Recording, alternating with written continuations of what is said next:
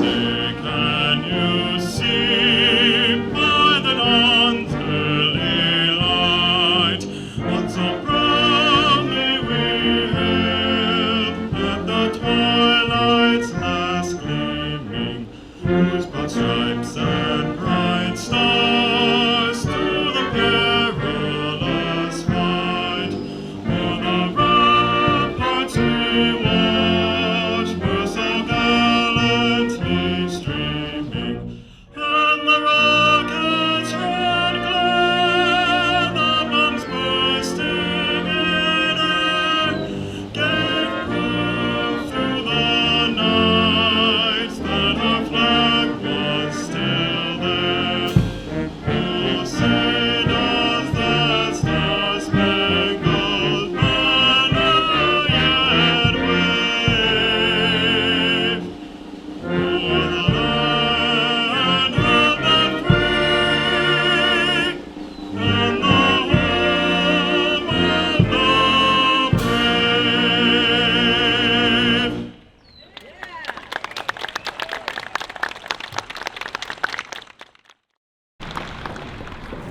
We'll now have a Memorial Day address by Lieutenant Commander Mike Petersen, U.S. Naval Reserve, retired.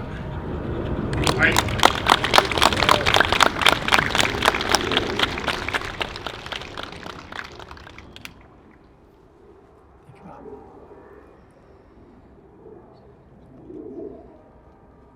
Thank you, Mr. Selden. Good morning, ladies and gentlemen. Today is Memorial Day.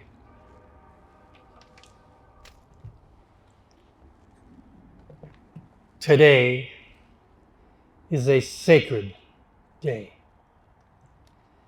This is the day that we recognize, honor, and remember those men and women who have given their life on the battlefield in service to this great country.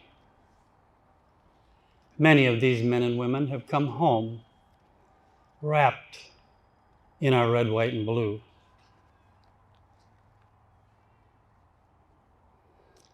Today is the day we remember the fallen.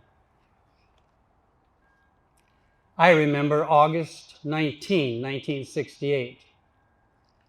I was the officer of the deck of our Seawolf 2 helicopter light fire team, stationed at Army Airfield Vinh Long, Vietnam. That morning, Warrant Officer Eugene Tinnen, platoon leader of SEAL Team 1, came to brief our fire team on an ambush that they were planning that night against hostile Viet Cong. 0130 hours that night, the radios came alive with blood-curdling radio transmissions from the SEALs. The SEALs needed help from a deadly exchange of gunfire. Our gunships were not designed for medical evacuation, as they were overloaded for attack missions. As we lifted off on that black night, none of us knew what we were going to face. Knowing that an evacuation was impossible because of our heavy weight, we lightened our birds by firing 28 2.75-inch folding fin rockets into the black night over the Mekong River. We also pushed overboard approximately 18,000 rounds of 7.62, which was most of our protection. As the SEALs popped green smoke to identify their position, we made an approach to an unknown situation. The landing site was barely wide enough to keep our rotor blades from hitting the surrounding tree line. After the first bird landed, of which I was one of the pilots, our gunners ran to help the bloodied SEALs. One dead was placed aboard, and 2 other wounded SEALs crawled in. We lifted off, and not a shot was fired. The second bird landed as we provided overhead cover. That gunship also took on wounded SEALs and lifted off as we evacuated to Dong Tam Army Hospital. Sadly, the next morning we learned Eugene Tinnen died from friendly fire.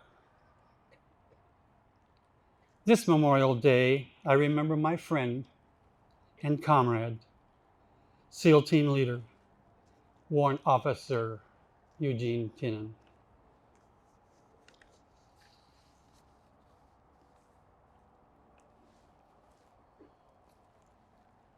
A few years ago, I started hearing that some Americans don't love America.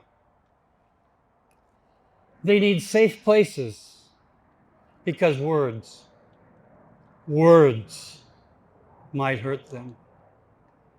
Some won't stand for our national anthem, and some will even burn our American flag. For those Americans who don't understand the price that men and women have paid for their freedoms to not love America, to kneel when our national anthem is played, and to burn our flag, I want them and those who love America to think about this anonymous presentation. It is titled, "It is the Veteran." It is the veteran, not the preacher, who has given us freedom of religion. It is the veteran, not the reporter, who has given us freedom of the press. It is the veteran, not the poet, who has given us freedom of speech. It is the veteran, not the campus organizer, who has given us freedom to assemble. It is the veteran, not the lawyer, who has given us the right to a fair trial. It is the veteran, not the politician, who has given us the right to vote.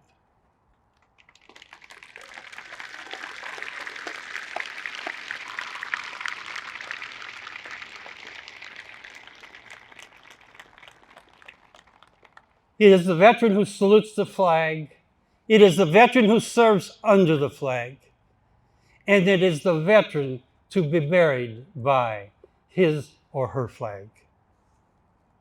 God bless all our men and women today serving on active duty, standing in the gap to protect you and me.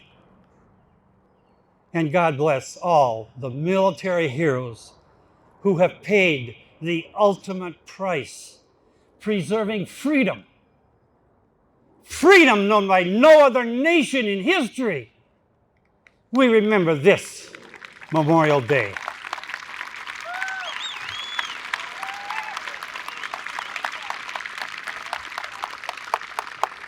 Thank you. Thank you. Thank you, sir. Well done. Thank you.